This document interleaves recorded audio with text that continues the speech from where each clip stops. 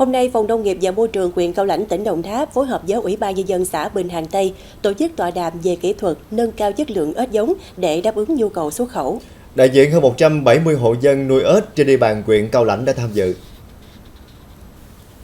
Tại buổi tọa đàm, nông dân nuôi ếch được cung cấp những kiến thức trong quá trình nuôi ếch thương phẩm như chuẩn bị bể nuôi, chọn ếch giống, thả giống, cho ăn, chăm sóc, những bệnh thường gặp. Theo các chuyên gia trường Đại học Cần Thơ, để đáp ứng nhu cầu thị trường và người tiêu dùng, người nuôi phải áp dụng các biện pháp nuôi theo hướng an toàn thực phẩm.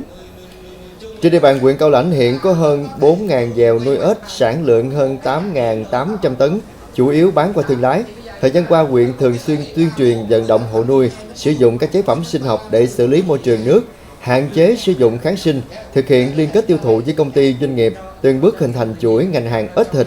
nuôi kết hợp với cá ếch để gia tăng lợi nhuận.